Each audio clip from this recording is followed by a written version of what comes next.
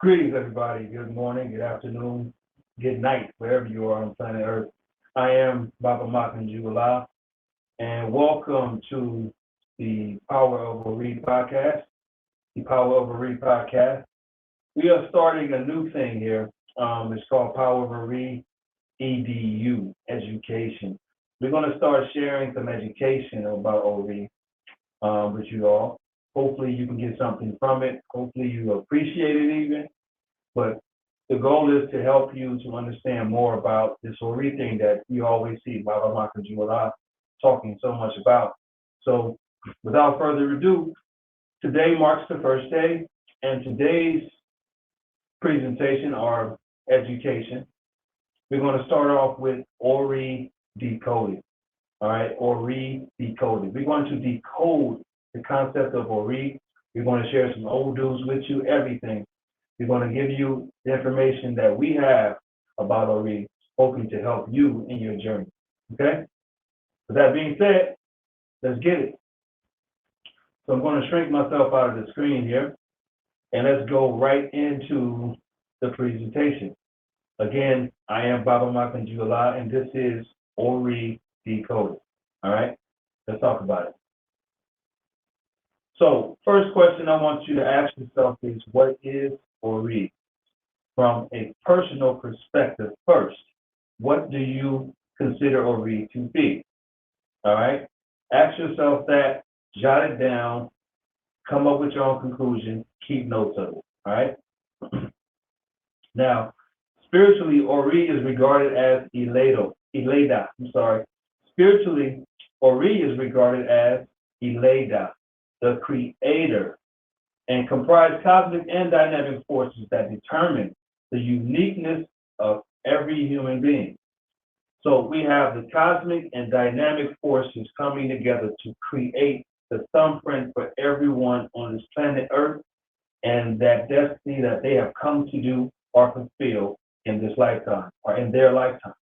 And that's all planted in what we call Ori. Okay? Otura Ogbe says, this means that Otura Ogbe says, this means that whatever a person becomes in life is attributed solely to their Ori. So whatever we do in life, whatever we become, be it good, bad, top of the mountain, bottom of the hill, foothills, or in the ghetto, whatever it is that we become, it is all contributed solely, notice it says solely, okay? Solely to that person's Ori. I want to be very clear with that, okay? Otura Obe. Whatever you become, your children become. Even what becomes of your spouse is based on Ori, on your Ori of that person. So your children and your spouse, now that's heavy. Now most people are like, I can't control my spouse. That cannot be correct. Well, again, have you ever hung around people and you started talking like them? You started having habits like them. You ever had a best friend and you guys kind of started acting alike, right? And you picked up habits from them, they picked up habits from you. Well, that happens in relationships too, believe it or not. So people pick up habits that's not necessarily theirs, and it becomes programs that becomes things that their Ori is acting out later on in life. They can leave you and go to the next person and carry that same program into that relationship, and voila, here we go, problems, right? So we got to be careful of what we are doing with other people in our own Ori. That makes sense. Question, is Ebo enough to manifest the array you desire solely? Like, can you just do a reading, have a Babalawo do an Ebo for you, and then wait for the magic to happen? Well, the answer to that is absolutely not. The answer to that is, who gets fed during the Ebo or the offering? The Irumale, the Orisha, the ancestors, right? The Irumale, the Orisha, or an ancestor. At times, you get fed. Your Ori needs to be fed also, right? But for the most part, it's one of these three deities or energies, okay? So if they're getting fed, then how does this equate or help you at the same time, or your Ori at the same time, right? Ogundemeji says, there is no deity that can single-handedly support one without the knowledge and assistance of Ori. That means that our Ori has to help the deities to help us. Remember we said whatever we become is purely based upon our Ori. So if we need to build a house, let's say, and we need help to build this house, and our Ori, the way we talk, the way we treat people, the way we act with other people, tends to push people away. And we end up holding all the hammers and nails by ourselves because we push the other people away. Well, our Ori created that. We had help, but we couldn't allow help to help us. Flip the script. You're building a house again, and you're such a nice person to everybody. You love to be around you. You're so pleasant.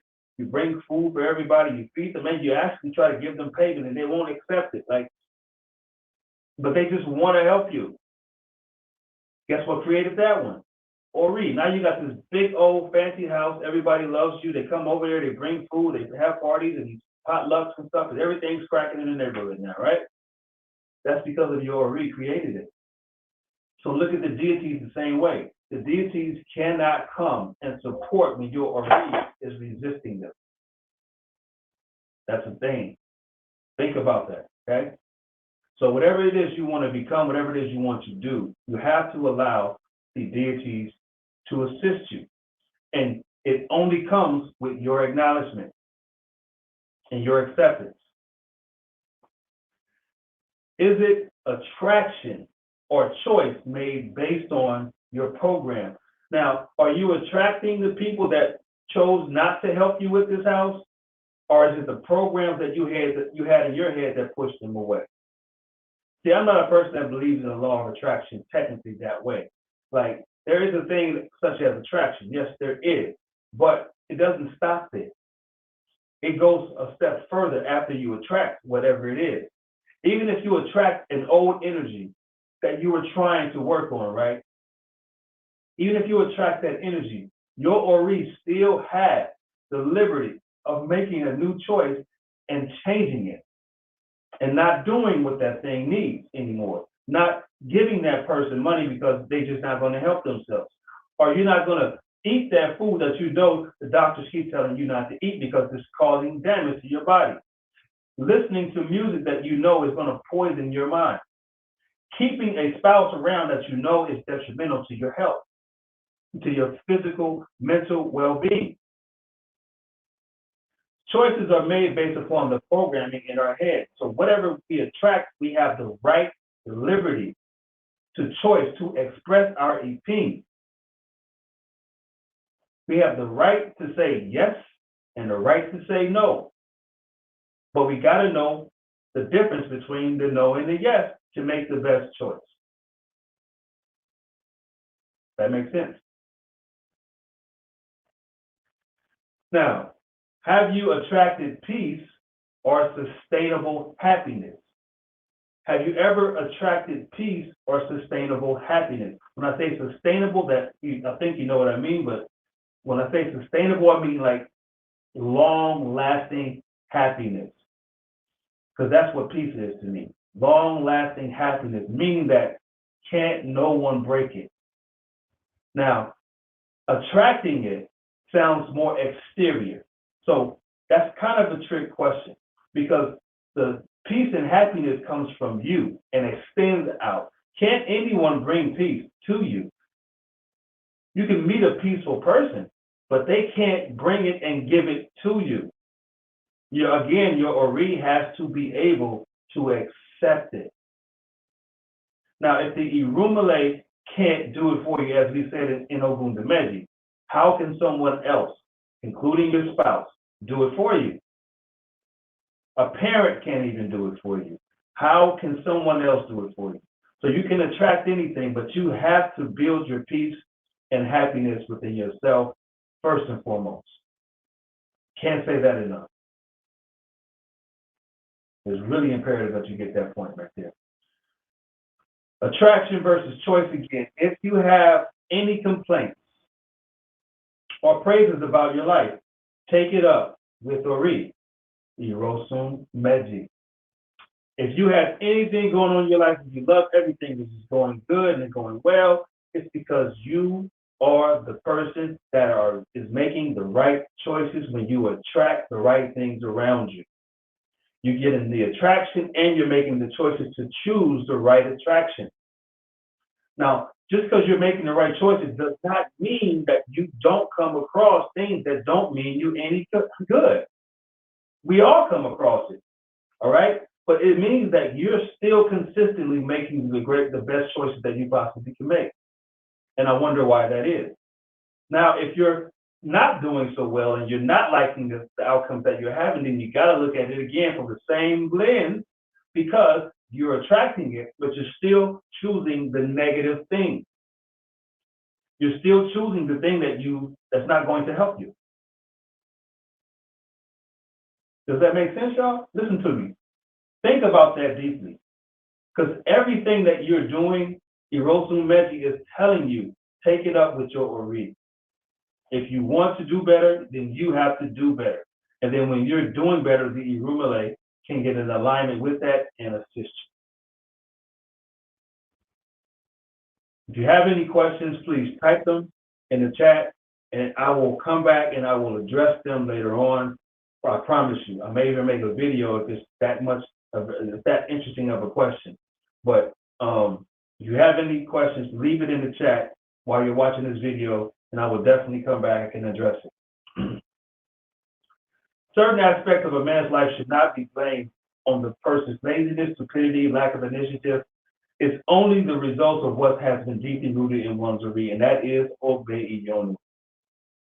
So it's not the fact that you're not doing enough or you're doing too much. It's not the fact that you don't know enough or you know too much. It's not the fact that you're not self-starting or you're overly self-starting. You're over-initiating things. It's not a fact of any of those things. The thing that's causing the issues in a person's life that you should point the blame finger at is your Ori. Again, why are we saying Ori? Because it boils back down to the choices that are programmed in your head. The things that are programmed in your head dictate what you're going to choose. If you know what's in a person's head, you already know what decision they're going to make whenever they come across something. You've ever had a person that you knew was just angry, and then here comes a waiter while you're sitting out eating together, and this waiter is kind of like harsh and not friendly and saying things that you probably know is going to tick this person off because that's the program in their Ori. And then one time they bring something and the waiter said something, and that person that you know is going to go off, goes off. Because that's the program that you know is in their head. The question is, do they know that that program is in their head? Because once they're in handcuffs after they can beat this person up and they're headed to jail, it wasn't because he was stupid, lacking initiative. It's because what was deeply rooted in their mind to make them respond that way. Now, you can't go pray to an Orisha and get you out of it. You can't call a Baba out and say, hey, Baba, I'm in jail. I sold some dope this weekend because I need to feed my babies and buy some groceries, but they caught me, now I'm in jail. Do this elbow for me and get me out of here. That ain't how it works. That's not how it works, y'all. We got to make better choices and be patient with the pace that God has for you. Period. You can't force the erase. Obeofun says, some people engage in unnecessary jealousy over the position of their colleagues, mates even at times, instead of attributing their position to the doing of Ori. I got a cough again, so I'm going to say that again.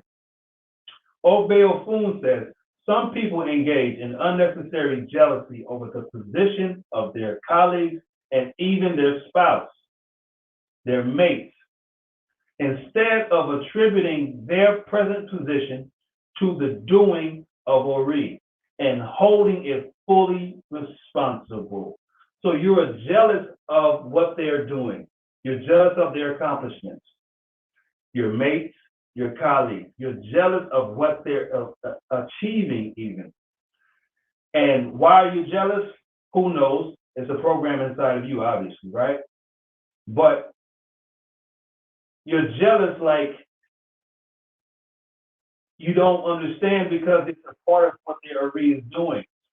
You should be congratulating and throwing a birthday party or a celebration party for their Ori because the person that you chose has a great Ori. You need to be following what they're doing.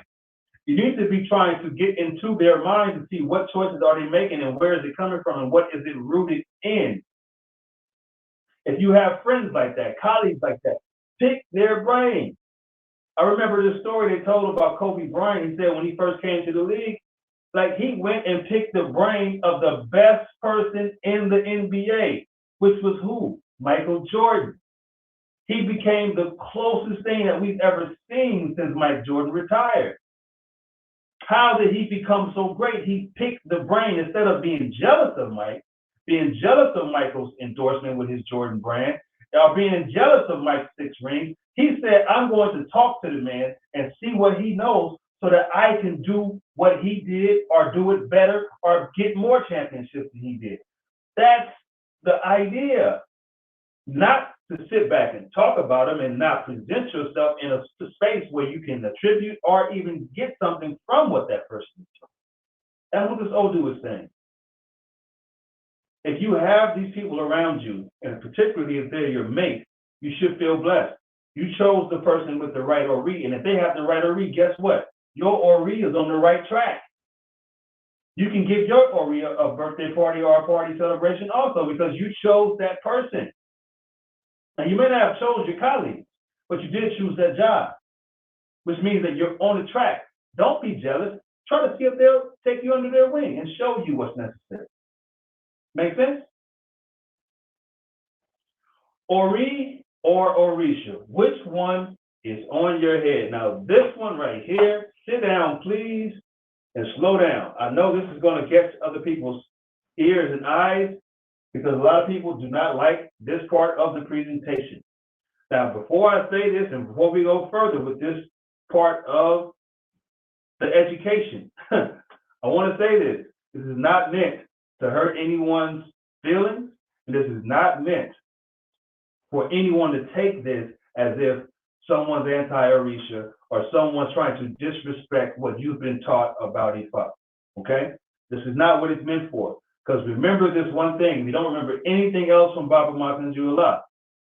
Ifa is the system, and the system is governed by Odu. The Odu write the rules. Okay? Babalaos, Ianifas, Makanjula, whoever else does not write the rules here. Okay? So keep that in mind as we move forward, okay? Please. Now, Ori or Orisha, which one is on your head?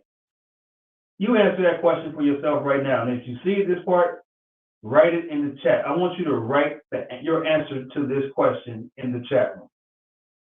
Ori or Orisha, which one is on your head? Or is it both you feel? Let me know. What do you feel? Is there really a deity ruling over your head other than Ori? Like a Orisha like Shango, Oshun, Oya, Ogun, Eshu, etc., or yeah, everything that everybody feels that, you know, I'm this, my head is governed by this deity. This deity has my head. Is that a thing? Think about it.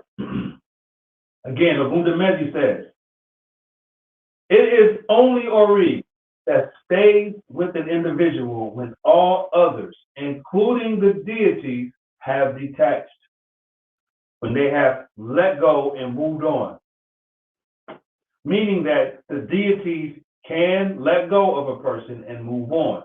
If something's on your head, they cannot let go.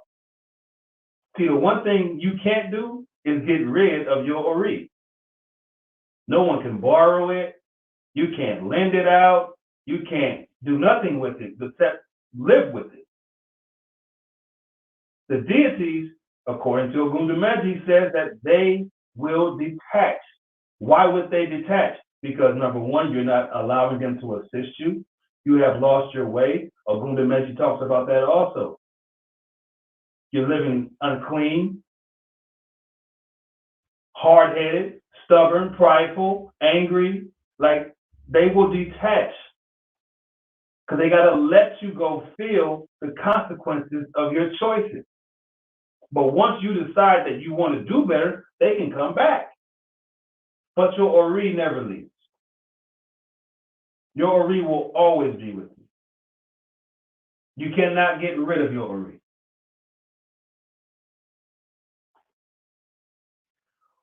Ori goes where no other person or divinity can follow. Ori goes where no other person or divinity can follow. Does that make sense? I just explained it already. This is still Ogundemeji.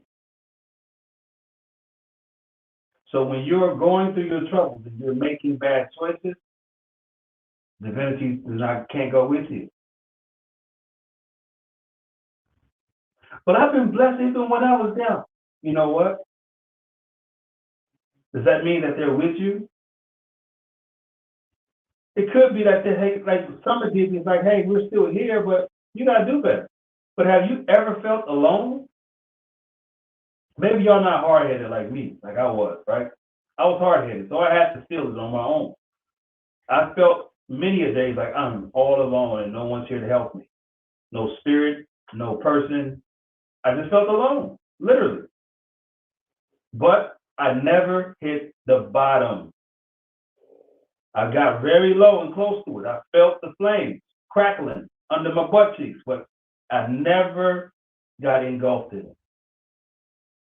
But I did learn that I have to make better choices so that I can truly have my soldiers on my team around me, deities and ancestors alike, to help me be the army that I need to conquer this mission that I'm on called life. The divinities and even especially people cannot go with you everywhere. They can't follow you everywhere. Only your Ori will. Hopefully y'all getting where I'm going with this. It is Ori. If you are known as the nicest person ever, blame it on your Ori. Nothing else. If you are known as the meanest person, blame it on Ori. It's nothing else but your Ori. If you are rich or if you are poor, blame it on Ori. Because remember, there's three types of people.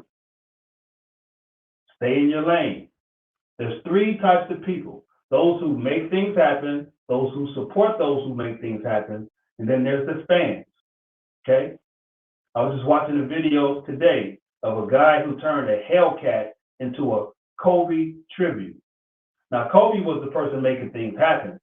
The Lakers are the ones that's helping him to make it happen.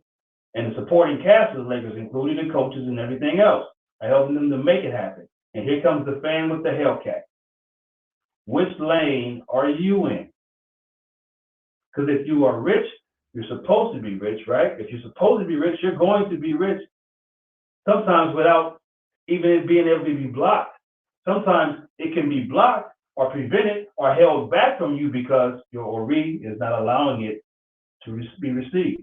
You can get money and then lose it because your Ori is not calibrated properly yet. And spirit is like they're not ready to receive this entire benefit. Stay in your lane. But know what your lane is. If your child lacks respect, lies, or is a menace to society, as my movie said, blame the parents Ori. Now, the same goes if that child is on honor roll and doing well and doing very well in the community and just very noteworthy and lovable and huggable and everybody just raves your child as the best thing. Blame it on Ori then too, on your Ori, mama, daddy, because you guys did a great job. Congratulations. But if you have a child that is a menace to society, Kane and old dog, then we got to blame your Ori too, because your Ori is what fed that child's Ori, or lack thereof. And this is the reason why they have become what they have become. I know these things are hard to accept, but it's all about you at the end of the day. Without ego in it, it's all about you. If your spouse won't act right, blame it on Ori. Now, this one is a real hard one for people to swallow in the past. Like, if your spouse won't act right, blame it on Ori. Then that means you're doing something that's not allowing your spouse to act right. Now, they're making the choice not to act right because benevolence is a real thing. But guess what? You chose them. Plus, once you chose them, as the good book says, you became one. Therefore, if they aren't acting right, looking in the mirror is the next step for you. You chose them. Why is this person not acting right? Now, I'm sure you didn't choose a crazy person. You chose a sane person, as you figured, right? Why is this person not acting correctly? Because maybe you're triggering something in them that they don't know how to make the right decision just yet. They haven't figured out how to navigate that decision, and you're the mirror for them, and they haven't figured out how to get the mist off of the mirror so they can see clearer again. So they're responding to it. But that's your Ori too, because something in you brings that out in them, and there's something planted in you that you need to conquer also. So if you conquer it in you, you probably won't bring it out in them, or they need to fix it so it doesn't bother them. But it's the reason why they're responding. The response is just that. It's just a response. It's for both parties to figure out. So if I'm on the receiving end of what my spouse is doing, I'm acting weird because of what they're doing, then the question I need to ask myself is, why does this bother me? What's in me still that I need to get out? There's a thorn somewhere that's making me say, ouch. I thought I handled this. Why is this still here? Deal with that, y'all. I know this is deep stuff, but this is why we do what we do called Ori EDU, y'all. Is your health not where it should be? Is your health not where it should be? And if so, blame it on your Ori. Now, this goes back to what we talked about, where your parenting skills can affect your kids, right? So a lot of us were given bad diets from our family and our mothers and our grandmothers and stuff like that, right? And we grew up thinking that they love us so much that they would not hurt us, right? But we never asked the question, what if they didn't know any better and was giving us something that will eventually harm us? I don't think most of us used to ask that question. Now, if you know Big Mama died from diabetes, if you know Big Mama died from a heart attack, and you know foods and stresses contribute to those illnesses that eventually will have taken them away. It's not hereditary. It's just you have accepted and received information that's going to lead you down the same path as them and millions of other people every year. Blame it on your Ori, because first now you got to educate yourself on what's right. Once you figure that out, then you can make a better choice and you can reverse your health. But Ori, again, has the ultimate choice to say, hey, I know this tastes good.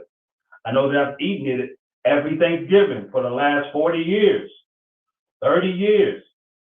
Yes, I remember when that one Thanksgiving when Mama made all this great food and it was so good and it just became a part of my palate. I remember when it started.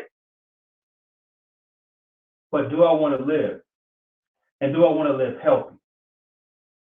And if so, it comes that choice again. We got to make another choice, y'all. If your victory eludes you, blame it on Ori. Now, victory looks like having your health in place having finances in place, having a spouse in place, and having good children in place, and just living a great life and fulfilling whatever purpose it is you came to do. If those things are eluding you in any area, your job is to go inside your Ori and figure out why. Your job is to figure out why. Because that is the Ori work. So, how do you shift your reality? You have to renege on your understanding. You have to renege on the things and the programs you have written called understanding that's in your mind. You have to turn your back on those things. Turn your back on the music that you listen to that has become the soundtrack of those things.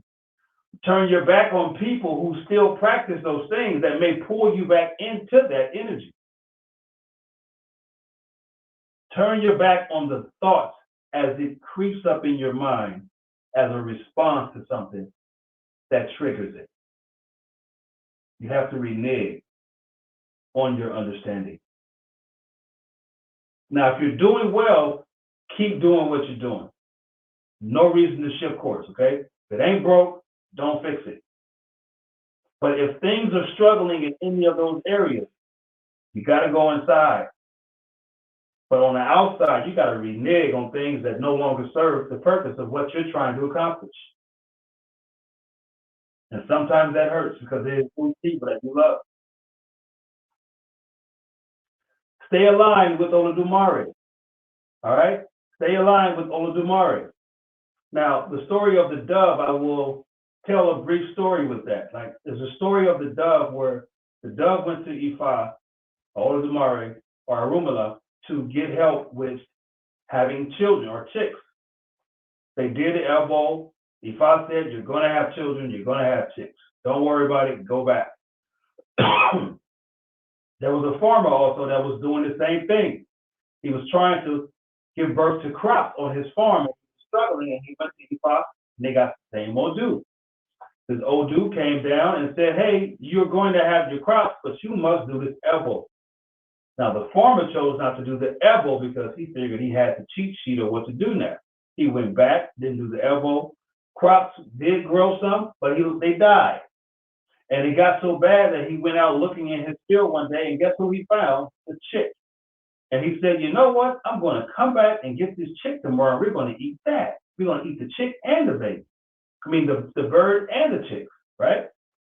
So he goes back, tells his wife what's going to happen. Meanwhile, the bird, the main bird, the mama bird is like, well, why would Arumala say we're going to have children and then allow us to be killed? Goes back to Arumala and tells the story, and Arumala asks the question, did he mention my name when he said what he was going to do? The chick said no. He said, go back, you will be okay. He came back the next day to get the birds and the chick, and what happened was someone came down the road, your mother is sick, you need to hurry, rush, drop everything. The bird wiped the sweat off their forehead in sigh of relief. He went to see his mother eventually died. While he was there, he eventually got sick. His wife left, the house overgrew, and weeds grew up and choked out the farm. All kinds of things happened, and he finally figured out he should have done the elbow. He did the elbow again. He finally did the elbow at the end of that, and then everything began to turn back to green pastures. He went back home, he got well, and he lived on and had a great harvest the following season. The birds flew away, they grew up, the chicks grew up, and they flew away, and they all became whatever they became, right?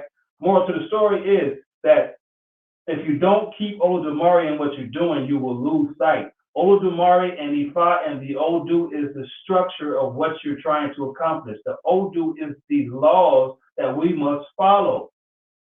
And we can't put our pride and ego into something and say we're going to do it our way, and we're asking for spirit to help us. Again, the deities can't go where a hard head resides. The deities can't go where a hard head resides.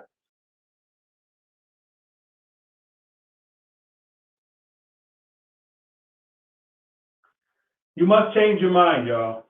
We got to change your mind. We got to change how we think, change what we're doing, change how we're living, change how we're speaking. They call it in science, they call it neuroplasticity.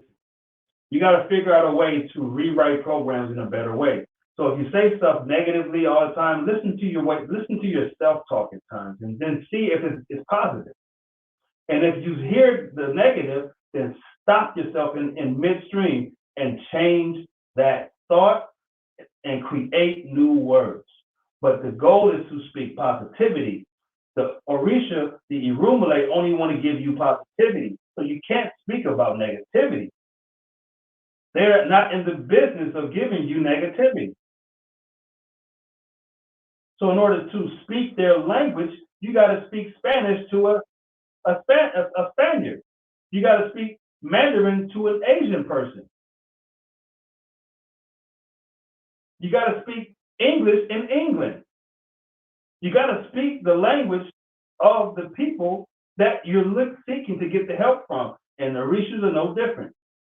They're not in the business of giving you bad things. They want to give you blessings. But if you're speaking negativity, you're blocking the blessing because they don't speak that language.